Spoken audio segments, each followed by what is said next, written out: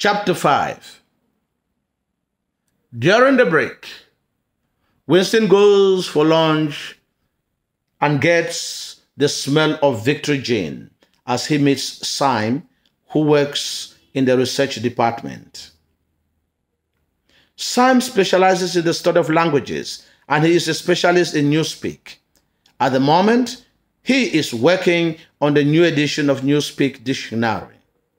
Their conversation focuses on razor blades, which none of them has. Commodities are deliberately made to be scarce so that they can only be found in the black market, which is illegal.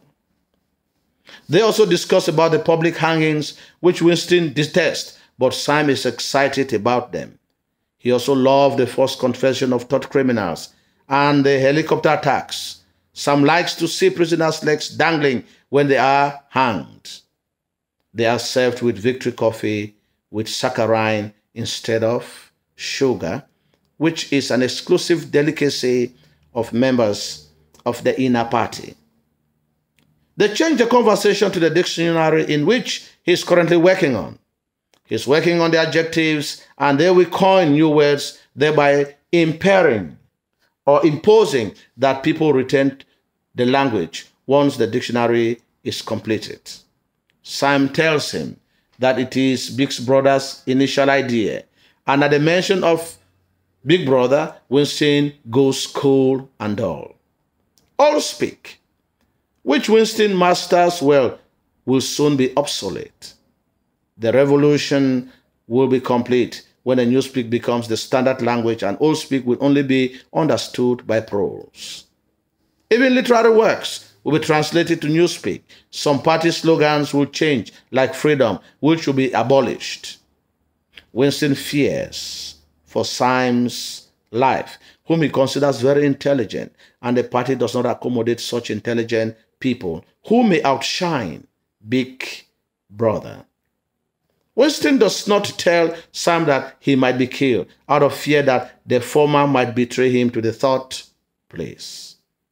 Mr. Parson joins them, and he is expecting Winston's contribution for the hate week, and Victory Mansion has to put the best display of flags. Mr. Parson apologizes for his son's previous action and relates how his daughter had trailed a man she suspected, handed him over to the patrol, and the man may have been shot once he had been arrested by the thought police. There is a sudden announcement from the Ministry of Plenty announcing government's fulfillment of the production of consumer goods. Consequently, the workers in the factories have marched in solidarity and praise of Big Brother. Winston cannot understand the rationale of such pronouncement because he knows that there has been general reduction in rations. Everyone believes in the lies of propaganda except Winston, but he cannot show it because he will be vaporized. He has first-hand information about the propaganda because he works in the department that falsifies and manipulates information. The party exaggerates the increase in many commodities, and the only things that have not increased are diseases, crime, and insanity. Everything in the hall is in the state of decay and degradation. The place stinks. Life has always been miserable except for synthetic gin. Everyone in the hall looks miserable, underfed, and there is a sign of pain on every face. Nevertheless, the Ministry of Plenty gives the impression that everything is okay and everyone is healthy.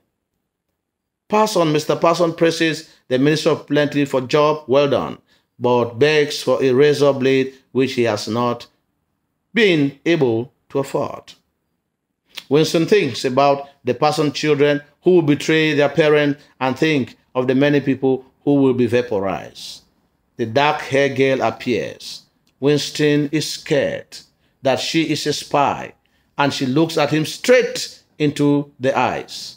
She recalls the previous meeting at the 2 minutes hate where she had sat close to him, making sure that he shouts loud.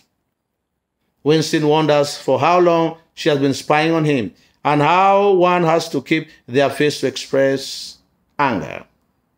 This is known as face crime, and he thinks that the girl might not be a spy after all. He wonders when he will be picked up and taken to the cell at the Ministry of Love. Mr. Parson tells him that his son had put fire on a lady's skirt because she had wrapped sausages in a poster of Big Brother.